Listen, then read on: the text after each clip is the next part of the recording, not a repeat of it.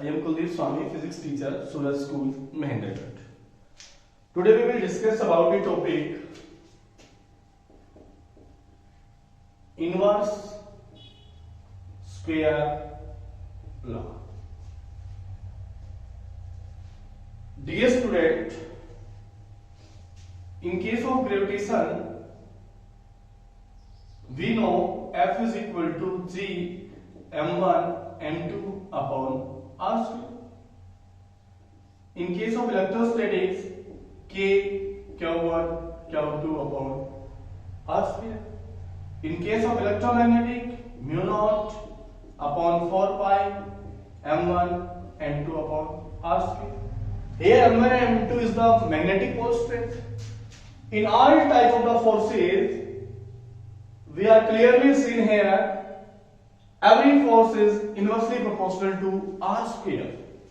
Every force is inversely proportional to r square. That is called the inverse square law. Now we will calculate the inverse square law. We will derive the inverse square law. Dear student, suppose this is a circular path having radius r. A body having mass m. A body having mass m, small m. Small m is equal to mass of body. Revolves in a circular path. There will be a force exerted on a body towards the center. That is called the centripetal force. That is equal to F is equal to mv square by r. If a body moves in a circular path, then it will travel a maximum distance. That is equal to 2 pi r.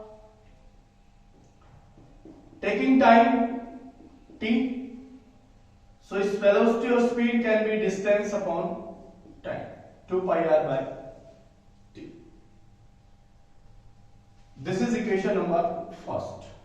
Put v is equal to 2 pi r by t in equation first. So F is equal to m by r 2 pi r by t का whole square.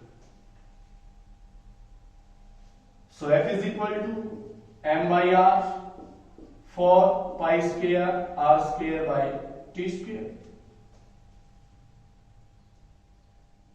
Now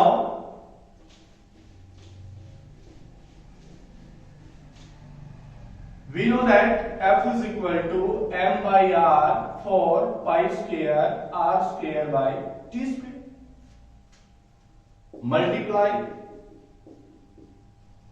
and divide this by r. So F is equal to m by r square 4 pi square r cube divided by t square. According to Kepler's law, Kepler's third law, t square directly proportional to r cube. So t square is equal to k r cube.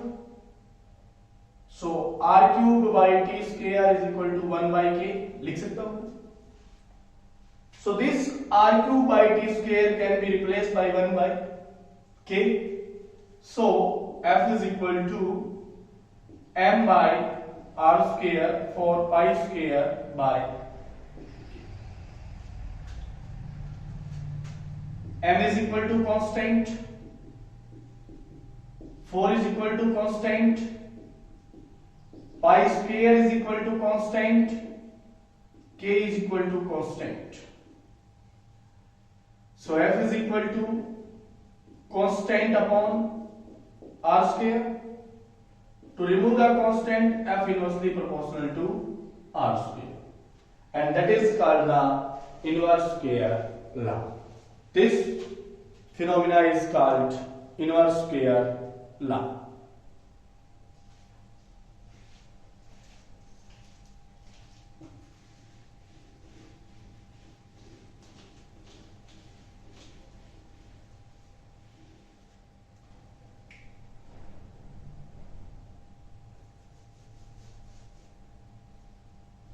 Next is the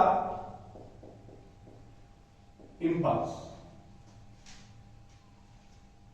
Force exerted on a body in given time is called impulse. It is denoted by I. I is equal to F cross T. This is a vector quantity.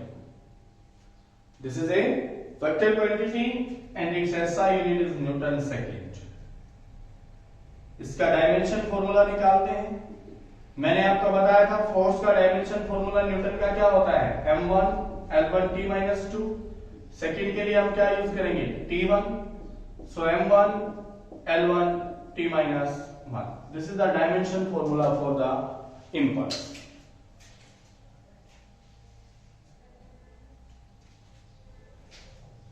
What is the role of the impulse? What is the use of the impulse? आप देखते हैं जितने भी China where disc होती हैं, crockery items होते हैं, bangles होती हैं, या हमारे इलेक्ट्रॉनिक आइटम्स होते हैं, उनको पैक करते वक्त उनके साथ फोम लगाया जाता है. फॉर एग्जाम्पल एक एलईडी आप उसको पैक करा रहे हैं तो आप देखते हैं उसके ऊपर बहुत एक thick layer of foam use की जाती है. According to formula impulse is equal to force exerted into the given time. From here force is equal to I by T. More will be the time, less will be the force. More will be the time, less will be the force. Less will be the force.